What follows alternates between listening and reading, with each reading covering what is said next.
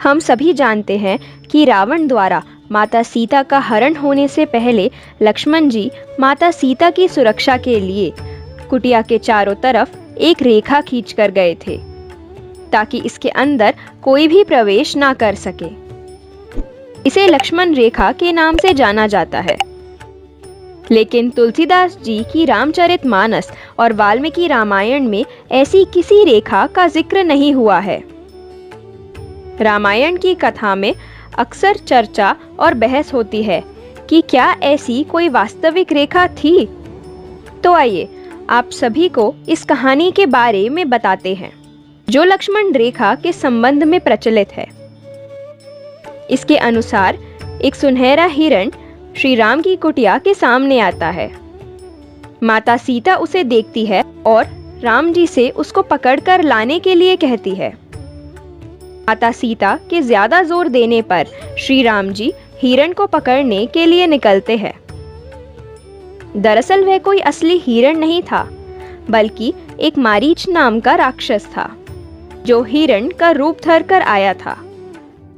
अब राम जी उसे पकड़ लेते हैं, किंतु मरते समय वह हिरण श्री राम की आवाज में रुदन करता है और माता सीता को पुकारता है। जब यह आवाज माता सीता सुनती है तो वह लक्ष्मण जी को राम जी की मदद करने के लिए कहती है।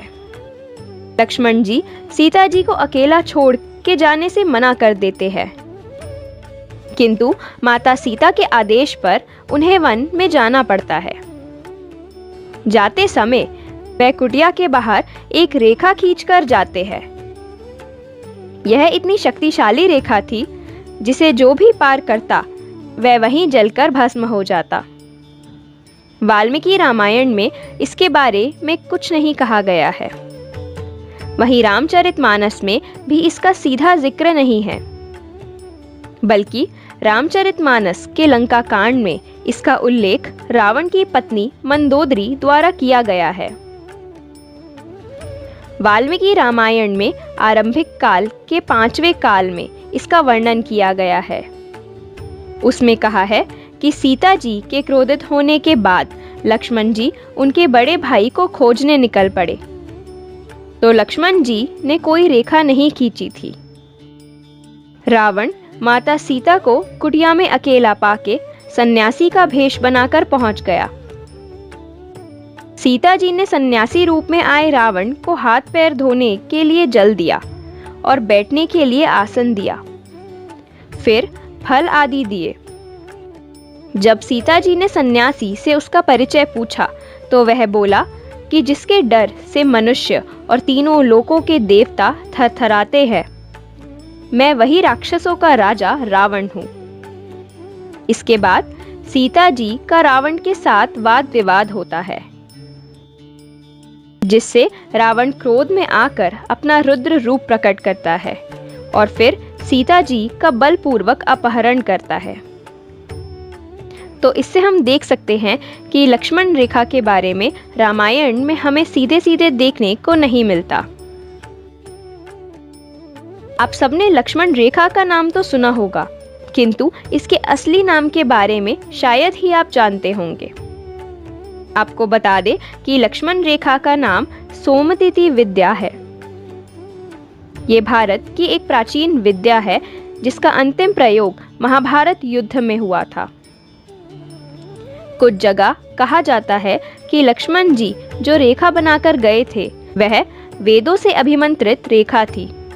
माना जाता है कि यह वेद मंत्र एक कोड है जो सोमनाथ कृति के अंत से जुड़ा है, जहां पृथ्वी और बृहस्पति के मध्य अंतरिक्ष में कहीं ऐसे केंद्र है जहां यंत्र को स्थित किया जाता है, तो वह यंत्र अग्नि, वायु, जल को अपने अंदर सोख लेता है।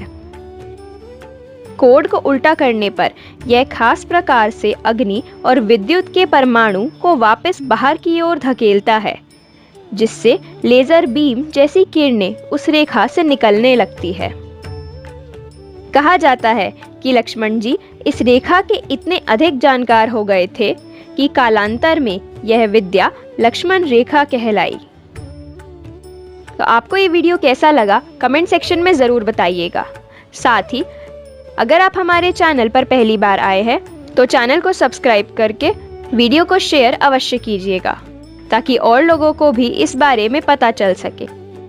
और ऐसी वीडियोस के लिए बेल आइकन को प्रेस करना ना भूलें ताकि आपको आने वाली सभी वीडियोस के नोटिफिकेशन मिल सके। तो मिलते हैं ऐसी ही एक और वीडियो के साथ। तब तक के लिए जय श्री राम।